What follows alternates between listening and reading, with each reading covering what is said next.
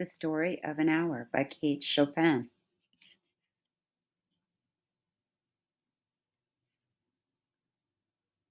Knowing that Mrs. Mallard was afflicted with heart trouble, great care was taken to break to her as gently as possible the news of her husband's death. It was her sister Josephine who told her, in broken sentences, veiled hints that revealed and half concealing. Her husband's friend, Richards, was there too, near her. It was he who had been in the newspaper office when the news of the railroad disaster was received, with Brentley Mallard's name leading the list of killed. He had only taken the time to assure himself of its truth by a second telegram, and had hastened to forestall any less careful, less tender friend in bearing the sad message.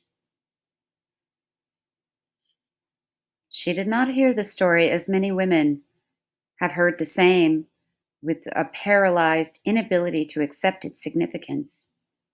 She wept at once, with sudden wild abandonment, in her sister's arms. When the storm of grief had spent itself, she went away to her room alone. She would have no one follow her. There stood, facing the open window, a comfortable, roomy armchair. Into this she sank, pressed down by a physical exhaustion that haunted her body and seemed to reach into her soul. She could see in the open square before her house the tops of trees that were all aquiver with the new spring life. The delicious breath of rain was in the air.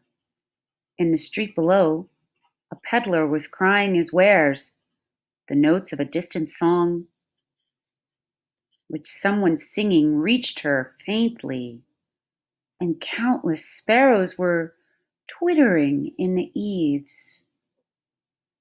There were patches of blue sky showing here and there through the clouds that had met and piled, one above the other, in the west, facing her window. She sat with her head thrown back upon the cushion of the chair, quite motionless, except when a sob came up into her throat and shook her, as a child who has cried itself to sleep continues to sob in its dreams. She was young, with a fair, calm face whose lines bespoke repression and even a certain strength. But now there was a dull stare in her eyes, whose gaze was fixed away off yonder on one of those patches of blue sky. It was not a glance of reflection, but rather indicated a suspension of intelligent thought. There was something coming to her, and she was waiting for it, fearfully. What was it? She did not know. It was too subtle and elusive to name, but she felt it creeping out of the sky, reaching toward her through the sounds, the scents, the color that filled the air. Now her bosom rose and fell tumultuously. She was beginning to recognize this thing that was approaching to possess her, and she was striving to beat back with her will, as powerless as her two white, slender hands would have been. When she abandoned herself, a little whispered word escaped her slightly parted lips. She said it over and over, under her breath. Free, free, free, free. The vacant stare and the look of terror that had followed it went from her eyes.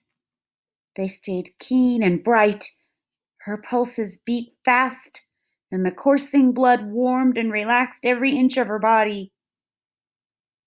She did not stop to ask if it were or were not a monstrous joy that held her.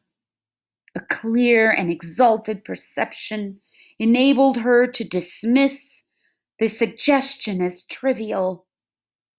She knew that she would weep again when she saw the kind, tender hands folded in death, the face that had never looked save with love upon her, fixed and gray and dead.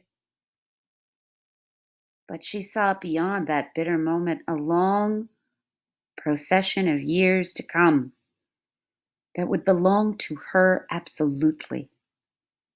And she opened and spread her arms out to them in welcome. There would be no one to live for her during those coming years.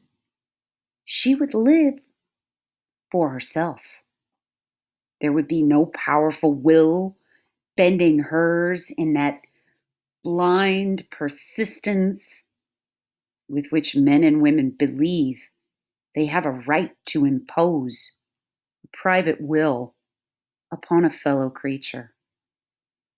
A kind intention or a cruel intention made the act seem no less a crime as she looked upon it in that brief moment of illumination. And yet she loved him, sometimes. Often she had not. What did it matter? What could love, the unsolved mystery, count for in the face of this possession of self-assertion, which she suddenly recognized as the strongest impulse of her being? Free! Body and soul, free, she kept whispering. Josephine was kneeling before the closed door, with her lips to the keyhole, imploring for admission. Louise, open the door. I beg, open the door. You will make yourself ill. What are you doing? Louise, for heaven's sake, open the door. Go away. I'm not making myself ill. No. She was drinking in a very elixir of life through that open window. Her fancy was running riot along those days ahead of her, spring days and summer days, and all sorts of days that would be her own. She breathed a quick prayer that life might be long. It was only yesterday she had thought with a shudder that life might be long. She arose at length and opened the door to her sister's importunities. There was a feverish triumph in her eyes, and she carried herself unwittingly like a goddess of victory. She clasped her sister's waist, and together they descended the stairs. Richard stood waiting for them at the bottom. Someone was opening the front door with a latchkey. It was Brentley Mallard who entered, a little travel-stained, composedly carrying his gripsack and umbrella.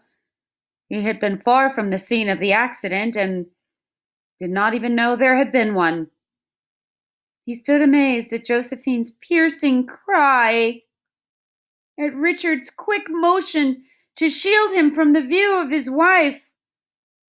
But Richard's was too late.